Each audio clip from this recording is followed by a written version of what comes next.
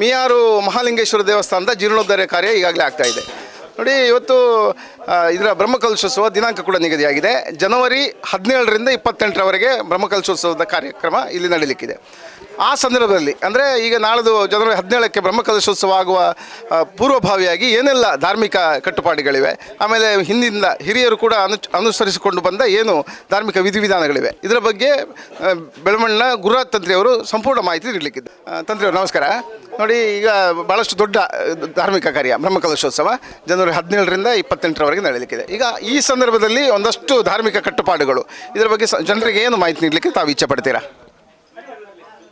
ಶ್ರೀ ಗುರುಭ್ಯೋ ನಮಃ. ಶ್ರೀ ಮಹಾಗಣಪತಯೇ ನಮಃ. ಕೇಳುತ್ತಲ್ಲ? ಒಂದು ದೇವಸ್ಥಾನ ಅಂತ ಹೇಳಿದಾಗ ಅಲ್ಲಿ ಏನೆಲ್ಲ ನಮಗೆ ಈ ಧಾರ್ಮಿಕ ಆಚರಣೆಗಳು ದೇವಸ್ಥಾನದಲ್ಲಿ ನಡೀತದೋ ಅದಕ್ಕೆ ಇಡೀ ಗ್ರಾಮಕ್ಕೆ ಸಂಬಂಧ ಇರ್ತದೆ. ಅಂದರೆ ಅಲ್ಲಿ ಆಗುವಂತಹ ಆಚರಣೆಗಳು ಅದು ಪ್ರತಿ ಗ್ರಾಮದ ಪ್ರತಿಯೊಬ್ಬ ಸದಸ್ಯನಿಗೂ ಪ್ರತಿಯೊಬ್ಬ ಮನೆಗೂ ಕೂಡ ಅದರ ಒಂದು ಫಲಾಫಲಗಳು ಅದರಲ್ಲಿ ವಿತರಣೆ ಆಗ್ತದೆ. ಹಾಗೆಯೇ ಒಂದು ದೇವಸ್ಥಾನದಲ್ಲಿ ಏನೊಂದು ಜೀರ್ಣೋದ್ಧಾರದ ಸಂದರ್ಭದಲ್ಲಿ ನಾವು ನಮ್ಮ ಮನೆಯಲ್ಲಿ ಏನೆಲ್ಲ ಆಚರಣೆಗಳನ್ನು ಮಾಡ್ತೇವೋ ಅದು ಆ ದೇವಸ್ಥಾನಕ್ಕೆ ಅದರ ಫಲಾಫಲಗಳು ಬರ್ತದೆ ಅಂತ. ಅಂದರೆ ಆ ದೇವರಿಗೆ ಅದರಿಂದ ಬಾಧ್ಯ ಅಥವಾ ಬಾಧಕಗಳು ಏನು ಬರ್ತದೆ ಅಂತಲ್ಲ, ಆದರೆ ಆ ಕ್ಷೇತ್ರಕ್ಕೆ ನಮಗೂ ಆ ಮನೆಗೂ ಇರುವಂತಹ ಸಂಬಂಧ ಏನಿದೆ, ಪ್ರತಿಯೊಂದು ಗ್ರಾಮದ ಮನೆಗಿರುವಂತಹ ಸಂಬಂಧ ಆ ಕ್ಷೇತ್ರಕ್ಕೆ ಒಂದು ತಾಯಿ ಬೇರಿದ್ದ ಹಾಗೆ. ಆ ಒಂದು ದೇವಸ್ಥಾನದಲ್ಲಿ ಏನೆಲ್ಲ ಜೀರ್ಣೋದ್ಧಾರಗಳು ಆಗ್ತದೋ ಆ ಸಂದರ್ಭದಲ್ಲಿ ನಮ್ಮ ಮನೆಯಲ್ಲಿ ಆಚರಣೆ ಮಾಡ್ತೇವೆ, ಅದರ ಒಂದು ಎಫೆಕ್ಟ್ ಅಂತ ಏನು ಹೇಳ್ತೇವೆ ಅದು ದೇವಸ್ಥಾನದ ಜೀರ್ಣೋದ್ಧಾರಕ್ಕೆ ಬೀಳ್ತದೆ ಅಂತ. ಅದಕ್ಕೋಸ್ಕರ ನಾವೇನು ಮಾಡಬೇಕು ಅಂತ ಕೇಳಿದರೆ, ಈ ಕ್ಷೇತ್ರದಲ್ಲಿ ಜೀರ್ಣೋದ್ಧಾರವಾಗುವಂತಹ ಸಂದರ್ಭದಲ್ಲಿ ನಮ್ಮ ಮನೆಯಲ್ಲಿಯೂ ಕೂಡ ನಾವು ಆಚರಣೆಗಳನ್ನು ಸಂಕುಚಿತ ಮಾಡಬೇಕಾಗ್ತದೆ. ಯಾಕೆ ಅಂತ ಹೇಳಿದರೆ, ದೇವರು ಸಂಕೋಚಾವಸ್ಥೆ ಅಂತ ಹೇಳಿದರೆ ದೇವರಿಗೆ ಸಂಕೋಚ ಅಂತ ಹೇಳಿ ಇಲ್ಲ, ಆದರೆ ದೇವರಿಗೆ ಬಾಲಾಲಯದಲ್ಲಿರುವಂತಹ ಒಂದು ವ್ಯವಸ್ಥೆಗೆ ಅದಕ್ಕೆ ಕ್ಲೇಶವಾಸ ಅಂತ ಹೇಳ್ತೇವೆ. ನಾವು ಹೇಗೆ ಮನೆ ಕಟ್ಟುವಂತಹ ಸಂದರ್ಭದಲ್ಲಿ ನಾವು ಚಿಕ್ಕ ಮನೆಯಲ್ಲಿದ್ದು ದೊಡ್ಡ ಮನೆಯ ಕೆಲಸ ಎಲ್ಲ ನಡೆಸ್ತಾ ಇರ್ತೇವೆ, ಅಷ್ಟರವರೆಗೆ ನಮ್ಮ ಇಡೀ ಮನೆಯಲ್ಲಿ ಇರುವಂತಹ ಸ್ವತ್ತುಗಳನ್ನೆಲ್ಲ ಒಂದು ಕೋಣೆಯಲ್ಲಿ ತಂದಿಟ್ಟು ನಾವು ಅಲ್ಲಿ ಸಂಕುಚಿತವಾಗಿರ್ತೇವೆ. ಆನಂತರ ಹೊಸ ಮನೆಗೆ ಹೋದಾಗ ಅಲ್ಲಿ ಅದನ್ನೆಲ್ಲ ಬಿಡಿಸ್ಕೊಂಡು ಎಲ್ಲೆಲ್ಲಿ ಇಡಬೇಕು ಅದನ್ನೆಲ್ಲ ಇಟ್ಟು ನಾವು ಸುವ್ಯವಸ್ಥಿತವಾಗಿ ಇರ್ತೇವೆ. ಅದೇ ರೀತಿ ದೇವಸ್ಥಾನದಲ್ಲಿಯೂ ಕೂಡ ಇಡೀ ಆ ಒಂದು ದೇವಸ್ಥಾನದಲ್ಲಿ ಪರಿಸರದಲ್ಲಿದ್ದಂತಹ ದೇವರು ಒಂದು ಗುಡಿಗೆ ಸೀಮಿತವಾಗಿರ್ತಾರೆ. ಹಾಗಾಗಿ ಅವರು ಕ್ಲೇಶವಾಸದಲ್ಲಿದ್ದಾರೆ ಅಂತ. ಅಂತಹ ಸಂದರ್ಭದಲ್ಲಿ ಇಲ್ಲಿಯೂ ಕೂಡ ಪೂಜೆಗಳು ವಿಶೇಷವಾಗಿ ನಡೆಯುವುದಿಲ್ಲ. ಯಾವುದೇ ಕೂಡ ವಿಶೇಷ ಆಚರಣೆಗಳು ನಿತ್ಯವಾಗಿ ಏನು ಆಗ್ತದೋ ದೇವರಿಗೊಂದು ಕಿಂಚಿತ್ತಾಗಿ ದೇವರಿಗೆ ನಿರ್ಮಾಲ್ಯ ವಿಸರ್ಜನೆ, ಅಭಿಷೇಕ, ಪೂಜಾದಿಗಳು ನಿತ್ಯವಾಗಿ ಏನು ಆಗ್ತದೋ ಅದು ಬಿಟ್ಟರೆ ವಿಶೇಷವಾಗಿ ಸೇವಾದಿಗಳು ನಡೆಯುವುದಿಲ್ಲ. ವಿಶೇಷ ಸೇವೆಗಳು ಯಾವುದು ನಡೆಯುವುದಿಲ್ಲ. ಅದರಿಂದಾಗಿ ನೈಮಿತ್ತಿಕವಾದಂತಹ ಆಚರಣೆಗಳು ಯಾವುದೂ ಇಲ್ಲ. ಹಾಗಾಗಿ ನಮ್ಮ ಮನೆಯಲ್ಲಿಯೂ ಕೂಡ ವಿಶೇಷ ಆಚರಣೆಗಳು ಯಾವುದು ಕೂಡ ನಡೆಯಲಿಕ್ಕಿಲ್ಲ.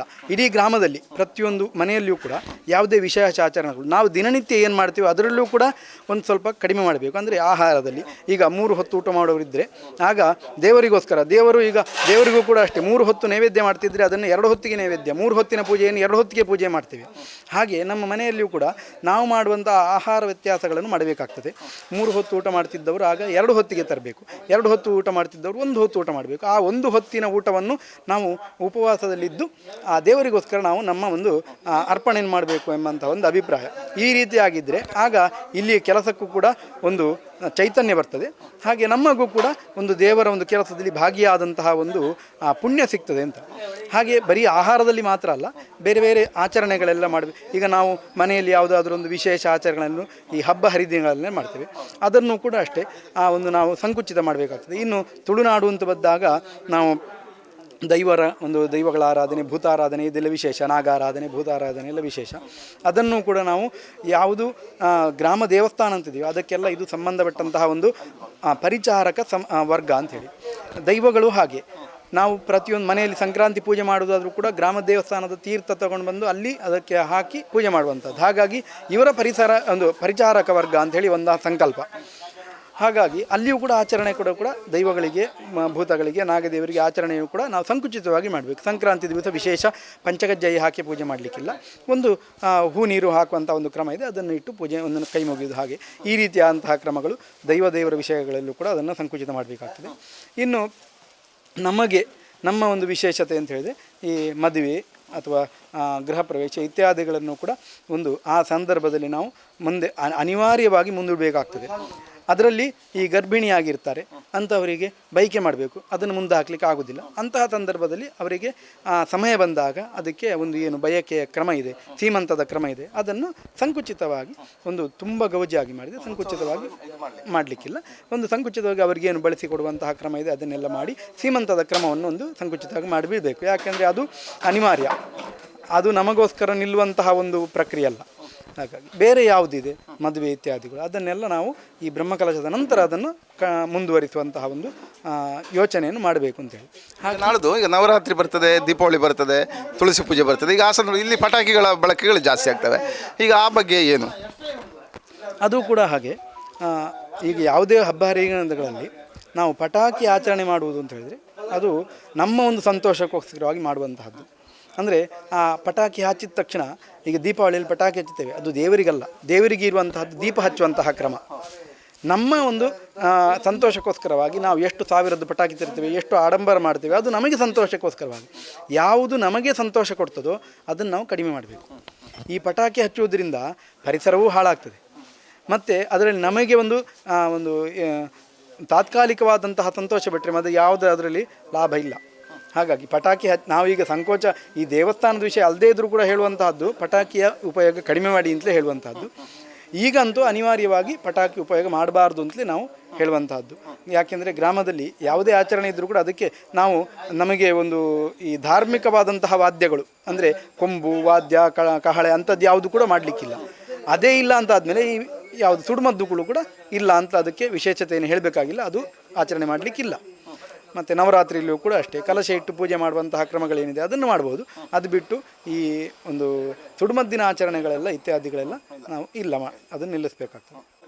ಒಂದು ಗ್ರಾಮ ದೇವಸ್ಥಾನದ ಒಂದು ಜೀರ್ಣೋದ್ಧಾರ ಆಗ್ತದೆ. ಇಲ್ಲಿ ಸಂಕೋಚ ಆಗಿ ಬ್ರಹ್ಮಕಲಶ ಆಗುವವರೆಗೆ ನಮಗೆ ಈಗ ಆಚರಣೆಗಳೆಲ್ಲ ಹೇಳಿತು ಏನೇನು ಆಚರಣೆಗಳನ್ನು ನಾವು ಕಡಿಮೆ ಮಾಡಬೇಕು ಅಂತ. ಇನ್ನು ಯಾವುದನ್ನು ಜಾಸ್ತಿ ಮಾಡಬೇಕು ಅಂತ ನಾವೊಂದು ವಿಷಯ ಬಂದರೆ ಆಗ ಹೇಳುವಂತಹದ್ದು ನಾಮ ಸಂಕೀರ್ತನೆ. ಇದಕ್ಕೆ ಯಾವುದೇ ವ್ರತ ನಿಯಮಗಳಿಲ್ಲ. ಎಂತಹ ಒಂದು ಸಂದರ್ಭದಲ್ಲಿಯೂ ಕೂಡ ಒಂದು ನಾಮ ಸಂಕೀರ್ತನೆ ಮಾಡಿದರೆ ಅದಕ್ಕೆ ವಿಶೇಷ ಫಲ ಅಂತ. ಈ ಸಂಕೋಚದ ಸಂದರ್ಭದಲ್ಲಿಯೂ ಕೂಡ ಸಂಕೋಚ ಆಗಿ ನಾವು ಬ್ರಹ್ಮಕಲಶ ಆಗುವಂತಹ ಸಂದರ್ಭದಲ್ಲಿ ಇಷ್ಟರವರೆಗೆ ನಾವು ಮಾಡಬೇಕಾದಂತಹ ಒಂದು ಕರ್ತವ್ಯ ಅಂತ ಹೇಳಿದರೆ ಆದಷ್ಟು ದೇವರ ನಾಮಸ್ಮರಣೆ ಮಾಡುವಂತಹದ್ದು.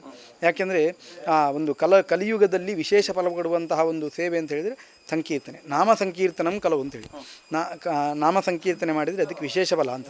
ನಾಮ ಸಂಕೀರ್ತನೆ ಅಂತ ಹೇಳಿದರೆ ಯಾವುದು ಅಂತ ಕೇಳಿದರೆ ಒಂದೊಂದು ದೇವರಿಗೆ ಒಂದೊಂದು ನಾಮಗಳಿದೆ. ಅಂದರೆ ಭಜನೆ ಇತ್ಯಾದಿಗಳನ್ನೆಲ್ಲ ಮಾಡ್ಬೋದು. ಅದು ಅಲ್ಲದೆ ಅದಕ್ಕೊಂದು ಮೂಲ ಮಂತ್ರ ಅಂತ ಇರ್ತದೆ, ಆ ಮಂತ್ರಗಳನ್ನು ಹೇಳುವಂತಹದ್ದು. ಈಗ ಈಶ್ವರ ದೇವರ ವಿಷಯ ಬಂದಾಗ ಈಶ್ವರ ದೇವರಿಗೆ ಶಕ್ತಿ ಪಂಚಾಕ್ಷರಿ ಅಂತ ಹೇಳುವಂತಹದ್ದು. ಅಂದರೆ ಹ್ರೀಂ ನಮಃ ಶಿವಾಯ ಎಂಬಂತಹ ಒಂದು ಪಂಚಾಕ್ಷರಿ ಮಂತ್ರ ಶಿವನಿಗೆ, ಅದು ವಿಶೇಷ. ಧ್ಯೇಯ ಪಂಚಮುಖೋರ್ಧ್ರ ಅಂತ 5 ಮುಖ ಇರುವಂತಹ ಈಶ್ವರ ದೇವರಿಗೆ 5 ಅಕ್ಷರಗಳಿಂದ ಒಳಗೊಟ್ಟಂತಹ ಒಂದು ನಮಃ ಶಿವಾಯ ಮಂತ್ರ ಏನಿದೆ ಅದು ವಿಶೇಷ ಒಂದು ಫಲ ಕೊಡುವಂತಹ ಮಂತ್ರ. ಅಂದರೆ ಬೇಗ ಒಂದು ಅದರಿಂದಾಗಿ ದೇವರು ಒಲಿತಾರೆ ಅಂಥೇಳಿ. ಹಾಗಾಗಿ ಅದನ್ನು ಆದಷ್ಟು ಭಕ್ತರು ಪ್ರತಿನಿತ್ಯ ಅವರ ಮನೆಯಲ್ಲಿ ಒಂದು 3 ಹೊತ್ತು ಅಂತ ತ್ರಿಸಂಧಿ ಅಂತಿದೆ, ಒಂದು ದಿವಸಕ್ಕೆ ತ್ರಿಸಂಧಿ ಅಂತಿದೆ. ಅದು ಪ್ರಾತಃ ಸಂಧ್ಯಾ, ಮಾಧ್ಯಾಹ್ನಿಕ ಸಂಧ್ಯಾ, ಸಾಯಂ ಸಂಧ್ಯಾ ಅಂತ 3 ಸಂಧ್ಯೆಗಳು. ಆ ಸಂಧ್ಯಾಕಾಲದಲ್ಲಿ ಮಾಡುವಂತಹದ್ದಕ್ಕೆ ವಿಶೇಷ ಫಲ. ಮತ್ತು ಮಾಡುವಂತಹ ಕ್ರಮವೂ ಕೂಡ ಹಾಗೆ ಇದೆ. ಸ್ನಾನ ಮಾಡಿ ಬಂದು ದೇವರ ಎದುರುಗಡೆ ಕೂತು ದೇವರಿಗೆ ದೀಪ ಹಚ್ಚಿಟ್ಟು ದೇವರ ಎದುರುಗಡೆ ಕೂತು ಜಪಮಾಲೆ ಹಿಡಿಕೊಂಡು ಅದರಲ್ಲಿ 108 ಮಣಿಗಳಿರ್ತದೆ. ಅದನ್ನು ಒಂದು ಆವೃತ್ತಿ ಮಾಡಿದಾಗ ನಾವು 108 ಸಂಖ್ಯೆ ಆಗ್ತದೆ. ಹಾಗೆ 108 ಮಾಡಿದರೆ ಆಗ 3 ಹೊತ್ತು ಯಾರಿಗೆ ಅನುಕೂಲ ಆಗ್ತದೋ ಅವರು 3 ಹೊತ್ತು ಮಾಡಿದರೆ ಆಗ 324 ಸಂಖ್ಯೆ ಆಗ್ತದೆ. ಹೀಗೆ ಅದನ್ನು ಲೆಕ್ಕ ಇಟ್ಕೊಂಡು ಪ್ರತಿನಿತ್ಯ ಮಾಡಿದರೆ ಉತ್ತಮ. ಆಗಿದೆ ಇದ್ದರೆ 2 ಹೊತ್ತಾದರೂ ಬೆಳಿಗ್ಗೆ ಸಂಜೆ, ಅಂದರೆ ಬೆಳಿಗ್ಗೆ ಅವರ ಒಂದು ಪ್ರತಿನಿತ್ಯ ಪ್ರತಿಯೊಬ್ಬರು ಸ್ನಾನ ಮಾಡ್ತಾರೆ, ಸ್ನಾನ ಬಂದು ಮಾಡಿ ದೇವರಿಗೆ ದೀಪ ಹಚ್ಚುತ್ತಾರೆ. ಆ ಸಂದರ್ಭದಲ್ಲಿ ಒಂದು 10 ನಿಮಿಷ ದೇವರ ಎದುರುಗಡೆ ಕೂತು ಪಂಚಾಕ್ಷರಿ ಜಪವನ್ನು ಮಾಡುವಂತಹದ್ದು. ಹಾಗೆಯೇ ಸಂಜೆ ಕೆಲಸ ಮುಗಿಸ್ಕೊಂಡು ಬಂದು ಮನೆಗೆ ಬಂದವರು ದೀಪ ಹಚ್ಚಿ ಮತ್ತೆ ಅವರ ಊಟ ಉಪಹಾರಗಳು ಮಾಡುವ ಮೊದಲು ಒಂದು ಭಜನೆಯ ಸಂದರ್ಭದಲ್ಲಿ ಒಂದು ಶಕ್ತಿ ಪಂಚಾಕ್ಷರಿಯನ್ನು ಮಾಡುವಂತಹದ್ದು. ಹೀಗೆ ಮಾಡಿದರೆ ಅದಕ್ಕೆ ವಿಶೇಷ ಫಲ ಸಿಗ್ತದೆ. ನಾವು ಆ ದೇವರ ಒಂದು ಬ್ರಹ್ಮಕಲಶದಲ್ಲಿ ಭಾಗವಹಿಸಿದಂತಹ ಪುಣ್ಯವೂ ಸಿಗ್ತದೆ. ಅದಲ್ಲದೆ ನಮಗೆ ವೈಯಕ್ತಿಕವಾಗಿಯೂ ಕೂಡ ನಮ್ಮ ಒಳಗಿರುವಂತಹ ಏನೊಂದು ಸಮಸ್ಯೆಗಳಿದೆ, ನಮ್ಮ ಮಾನಸಿಕ ಸಮಸ್ಯೆಗಳಿರ್ಬೋದು. ಯಾಕೆಂದರೆ ಮನಸ್ಸಂದರೆ ಈಶ್ವರ ದೇವರು ಮನೋನಿಯಾಮಕ ಅಂತ. ಹಾಗಾಗಿ ಮಾನಸಿಕವಾದಂತಹ ಏನು ಕ್ಲೇಶಗಳಿದ್ದರೂ ಪರಿಹಾರ ಆಗ್ತದೆ ನಮಗೆ. ಅಂದರೆ ಅದೇ ಈ ಮಣಿಯನ್ನು ಇಟ್ಕೊಂಡು ಕಣ್ಣು ಮುಚ್ಚಿಕೊಂಡು ದೇವರನ್ನು ಮನಸ್ಸಿನಲ್ಲಿ ಪ್ರಾರ್ಥನೆ ಮಾಡಿಕೊಂಡು ಹ್ರೀಂ ನಮಃ ಶಿವಾಯ ಅಂತ, ಅಂದರೆ ಓಂಕಾರ ಹೇಳಲಿಕ್ಕೆ ಅನುಕಾಲ ಇದ್ದವರು, ಅಂದರೆ ಯಾರಿಗೆ ಅದು ಕೆಲವರಿಗೆಲ್ಲ ಅದನ್ನು ಓಂಕಾರ ಹೇಳಲಿಕ್ಕೆ ಇಲ್ಲ, ಅಂದರೆ ಸ್ತ್ರೀ ಶೂದ್ರ ಬ್ರಹ್ಮಬಂಧೂನಾಂ ತ್ರಯೀನ ಶ್ರುತಿಗೋಚರಾಹ ಅಂತ ಶಾಸ್ತ್ರದಲ್ಲಿ ಹೇಳಿದ್ದಾರೆ. ಸ್ತ್ರೀಯರಿಗೆ ಮತ್ತು ಶೂದ್ರ ವರ್ಗದವರಿಗೆ. ನಾವು ಈಗ ಅದನ್ನು ಯಾರಿಗೂ ಇದು ಮಾಡೋದಲ್ಲ, ಒಂದು ಧರ್ಮದವರನ್ನು ಅಥವಾ ಯಾವುದೋ ಒಂದು ಜಾತಿ ನಿಂದನೆ ಮಾಡುವಂತಹ ಒಂದು ಇದಿಲ್ಲ, ಇದರಲ್ಲಿ ಅಭಿಪ್ರಾಯ ಇಲ್ಲ. ಒಂದು ನಮ್ಮ ಒಂದು ಶಾಸ್ತ್ರೀಯವಾದಂತಹ ವಿಧಾನ ಹೇಳುವಂತಹದ್ದು ಈ ರೀತಿಯಾಗಿ ಹೇಳಿದಾಗ ಓಂಕಾರ ಉಚ್ಚಾರಣೆ ಮಾಡಲಿಕ್ಕೆ ಇಲ್ಲ ಎಂಬಂತಹ ಒಂದು ಶಾಸ್ತ್ರೀಯ ನಿಯಮ ಇದೆ. ಅಂದರೆ ಓಂಕಾರ ಅಂದರೆ ಅಕಾರ ಉಕಾರ ಮಕಾರ ಈ 3 ವರ್ಣಗಳು ಸೇರಿ ಬರುವಂತಹದ್ದು. ಅದನ್ನು ಸುಮ್ಮನೆ ಓಂ ಅಂತ ಹೇಳಿದರೆ ಅದಕ್ಕೆ ಫಲ ಇಲ್ಲ. ಓಂ ಅಂತ ನಾಭಿಯಿಂದ ಬರಬೇಕು. ಆ ರೀತಿ ಹೇಳಿದಾಗ ಆ ನಾಭಿಯಿಂದ ಬಂದಾಗ ಅದಕ್ಕೊಂದು ವಿಶೇಷ ಫಲ ಇದೆ. ಅದು ಇಡೀ ದೇಹವನ್ನು ಇದು ಮಾಡ್ತದೆ. ಆಗ ಯಾರು ಅದಕ್ಕೆ ಮಾಂಸಾಹಾರವನ್ನು ತಿಂತಾರೋ ಅದನ್ನು ಕಂಟ್ರೋಲ್ ಮಾಡಲಿಕ್ಕೆ ಕಷ್ಟ ಆಗ್ತದೆ ಅವರಿಗೆ. ಅದಕ್ಕೋಸ್ಕರವಾಗಿ ಮಾಂಸಾಹಾರ ತಿನ್ನುವವರಿಗೆ ಓಂಕಾರವನ್ನು ಉಚ್ಚಾರಣೆಯನ್ನು ಶಾಸ್ತ್ರದಲ್ಲಿ ನಿಷೇಧ ಮಾಡಿದ್ದಾರೆ. ಇನ್ನೊಂದು, ಸ್ತ್ರೀಯರಿಗೆ ಈ ನಾಭಿಯಿಂದ ಓಂಕಾರ ಬರುವುದರಿಂದಾಗಿ ಗರ್ಭಕೋಶಕ್ಕೆ ತೊಂದರೆ ಇದೆ. ಅದರಿಂದಾಗಿ ಗರ್ಭಕೋಶಕ್ಕೆ ಒಂದು ಸಂತಾನೋತ್ಪತ್ತಿಗಾಗಲಿ ಅಥವಾ ಗರ್ಭಕ್ಕೆ ಆಗಲಿ ತೊಂದರೆ ಬರುವುದರಿಂದಾಗಿ ಓಂಕಾರಕ್ಕೆ ಸ್ವಲ್ಪ ಶಾಸ್ತ್ರದಲ್ಲಿ ನಿಷೇಧ ಮಾಡಿದ್ದಾರೆ. ಅಂತಹವರಿಗೆ ಬೇರೆ ಬೇರೆ ಎಲ್ಲ ವಿಧಾನಗಳಿದ್ದಾರೆ. ಅದರಲ್ಲಿ ಹಿರೀಂಕಾರ ಅಂತ ಹೇಳುವಂಥ ಹ್ರೀಂ ಬೀಜ ವಿಶೇಷವಾಗಿ ಈಶ್ವರ ದೇವರ ಜೊತೆಗೆ ಹ್ರೀಂಕಾರವನ್ನು ಹೇಳಿದರೆ, ನಮಃ ಶಿವಾಯ ಜೊತೆಗೆ ಹಿರೀಂಕಾರವನ್ನು ಹೇಳಿದರೆ, ಹ್ರೀಂ ಅಂತ ಹೇಳಿದರೆ ಒಂದು ಹ್ರೀಂ ನಮಃ ಶಿವಾಯ ಅಂತ ಹೇಳಿದರೆ, ಹ್ರೀಂಕಾರ ಎನ್ನುವಂತಹದ್ದು ಈ ಪಾರ್ವತಿಯ ಸಂಕಲ್ಪ. ಆದ್ದರಿಂದಾಗಿ ಪಾರ್ವತಿ ಪರಮೇಶ್ವರನ್ನು ಇಬ್ಬರನ್ನು ಉದ್ದೇಶ ಮಾಡಿಕೊಂಡು ಅಂದರೆ ಉಮಾಮಹೇಶ್ವರ ಜಪವನ್ನು ಮಾಡಿದಂತಹ ಫಲ ಇದೆ. ತಾಂಬ ಶಿವ ಸದಾಶಿವ ಅಂತ ಹೇಳ್ತೇವೆ, ಅದನ್ನು ಮಾಡಿದಂತಹ ಫಲ ಇದೆ. ಹಾಗಾಗಿ ಹ್ರೀಂ ನಮಃ ಶಿವಾಯ ಅಂತ ಹೇಳ್ಬೋದು. ಅದನ್ನು ಮಾಡಲಿಕ್ಕೆ ಅನುಕೂಲ ಇದ್ದವರು ಇಂತಹ ಒಂದು ಜಪವನ್ನು, ಆಗದೇ ಇದ್ದರೆ ನಮಃ ಶಿವಾಯ ಅಷ್ಟೇ ಹೇಳಿದರೂ ಕೂಡ ಸಾಕದು, ಪಂಚಾಕ್ಷರಿ ಅಂತ ಆಗ್ತದೆ. ಅದನ್ನು ಪ್ರತಿನಿತ್ಯ 2 ಹೊತ್ತು 3 ಹೊತ್ತು ಆಗದೇ ಇದ್ದರೆ 2 ಹೊತ್ತು, ಆಗದೇ ಇದ್ದರೆ 1 ಹೊತ್ತಾದರೂ ಪ್ರತಿನಿತ್ಯ ಜಪ ಮಾಡಿದರೆ ಅದರಲ್ಲಿ ವಿಶೇಷ ಫಲವನ್ನು ಶಾಸ್ತ್ರದಲ್ಲಿ ನಿಯತ ಹೇಳಿದ್ದಾರೆ. ಹಾಗಾಗಿ ಅದನ್ನು ಮಾಡಿ ಅಂಥೇಳಿ ಎಲ್ಲರಿಗೆ ಹೇಳುವಂತಹದ್ದು. ತಂದ್ರೆ ಅವರು ಈಗ ನೋಡಿ ಭಾಳಷ್ಟು ಮಾಹಿತಿ ಹೇಳಿದಿರಿ. ಈಗ ಇದು ಬ್ರಹ್ಮಕಲಶೋತ್ಸವದ ಅನುವಾಗಿ ಇದು ಎಷ್ಟು ಗ್ರಾಮಗಳಿಗೆ ಸಂಬಂಧಪಟ್ಟ ವಿಚಾರ ಇದು ಅನ್ವಯ ಆಗುತ್ತೆ? ಈಗ ಯಾವುದೇ ದೇವಸ್ಥಾನ ಅಂತ ಬಂದಾಗ ಅದು ಗ್ರಾಮಕ್ಕೆ ಅಂಥೇಳಿ ಒಂದಿರ್ತದೆ, ಇನ್ನೊಂದು ಕೆಲವು ದೇವಸ್ಥಾನಗಳು ಮಾಗಣೆಗೆ ಅಂತ ಇರ್ತದೆ.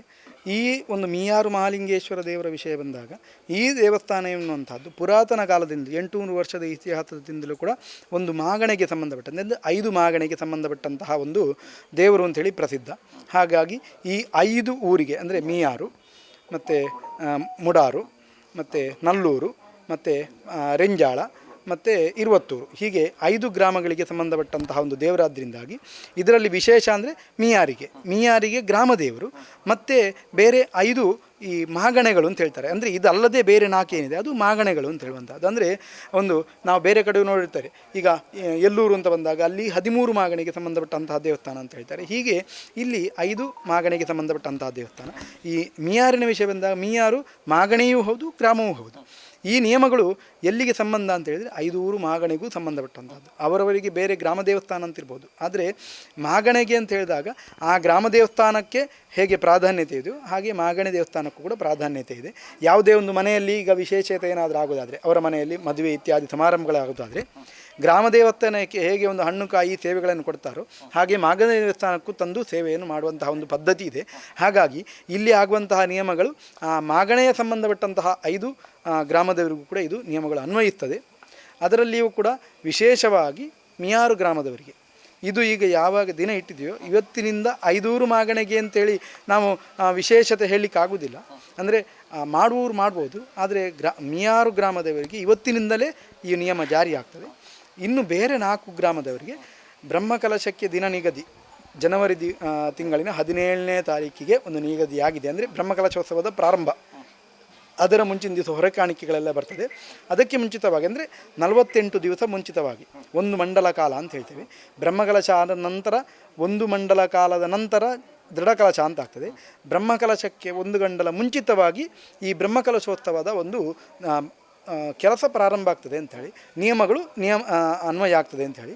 ಹಾಗಾಗಿ 48 ದಿವಸದ ಮುಂಚೆ ಅಂದರೆ ಒಂದು ಸಾಮಾನ್ಯವಾಗಿ ಡಿಸೆಂಬರ್ 1ನೇ ಶುರುವಿನಿಂದ ಡಿಸೆಂಬರ್ 1ರಿಂದ ಅಥವಾ ನವಂಬರ್ ಎಂಡಿನಿಂದ ಡಿಸೆಂಬರ್ 1 ಅಂತ ಇಟ್ಕೊಂಡ್ರೆ ಅವತ್ತಿಂದ ಡಿಸೆಂಬರಲ್ಲಿ 31 ದಿವಸ, ಜನವರಿಯಲ್ಲಿ 17 ದಿವಸ, ಒಟ್ಟಿಗೆ 48 ದಿವಸ ಆಗ್ತದೆ. ಹಾಗಾಗಿ ಡಿಸೆಂಬರ್ 1ರಿಂದ ಈ ಒಂದು ನಿಯಮವನ್ನು ಈ ಬೇರೆ 4 ಗ್ರಾಮದವರಿಗೆ ಅದನ್ನೊಂದು ಕಡ್ಡಾಯವಾಗಿ ಪಾಲಿಸಬೇಕು ಅಂತ ಹೇಳಿದೆ. ಮೀಯಾರು ಗ್ರಾಮದವರಿಗೆ ಇವತ್ತಿನಿಂದಲೇ ಅದನ್ನು ಅನ್ವಯಿಸ್ತದೆ ಅಂತ ಹೇಳುವಂತಹದ್ದು ನಮ್ಮ ಒಂದು ದೇವಸ್ಥಾನದ ಪರವಾಗಿ ಅದನ್ನು ಸೂಚನೆ ಕೊಡ್ತಾ ಇದ್ದೇವೆ. ಕ್ರೈಸ್ಟ್ ಕಿಂಗ್ ವಿದ್ಯಾಸಂಸ್ಥೆ ಕಾರ್ಕಳ ನಿಮ್ಮ ಮಕ್ಕಳ ಭವಿಷ್ಯಕ್ಕಾಗಿ ಒಂದು ಉತ್ತಮ ಆಯ್ಕೆ. ದಾಖಲಾತಿ ಈಗಾಗಲೇ ಪ್ರಾರಂಭಗೊಂಡಿದೆ. ಈ ಕೂಡಲೇ ಸಂಪರ್ಕಿಸಿ.